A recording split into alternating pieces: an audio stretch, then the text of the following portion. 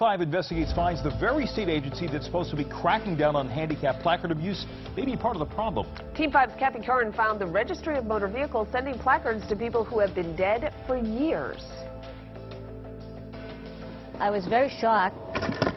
We haven't gotten mail in her name since she's been gone. When that envelope from the Registry of Motor Vehicles addressed to Diane's mother, Gloria, landed in her mailbox, Diane couldn't believe what was inside. It was a brand new handicap placard giving Gloria Shresky the right to put it in park in designated spots until 2019.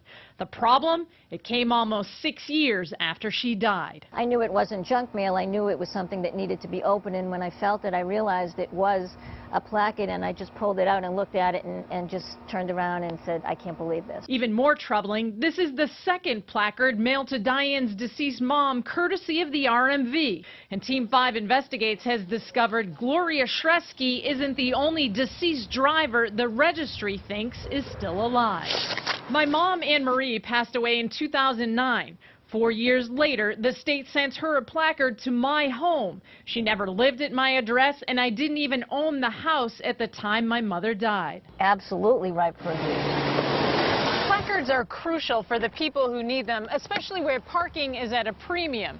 It allows people to park in designated spots or most meters for free, giving them the access they need. My message to the registry is, check your databases. Rob Park says accessible parking for the disabled is key to being more independent. He's worried about those placards getting into the hands of the wrong people. When people are using spaces that are placards that they shouldn't be, it really impacts my ability to get a parking spot. We've seen case after case of placard abuse where people dangle a placard that doesn't belong to them on their mirror and park for free.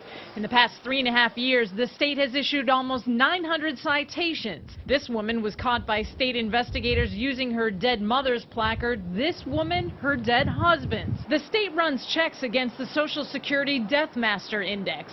In these cases, those checks failed. See what we can find. But it only took Team 5 a few minutes to track down the deaths online. Anne Marie Curran died September 28th. The Secretary of Transportation calls what we found unacceptable. Absolutely not acceptable. And folks who rely on the ability to be mobile, even though that they are disabled, we need to be doing everything we can to encourage them to be able to get out, to be able to drive, to be able to get around the state.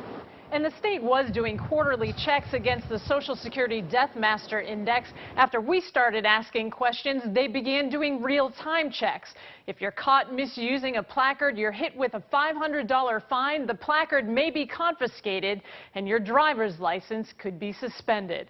For Team 5 Investigates, I'm Kathy Curran.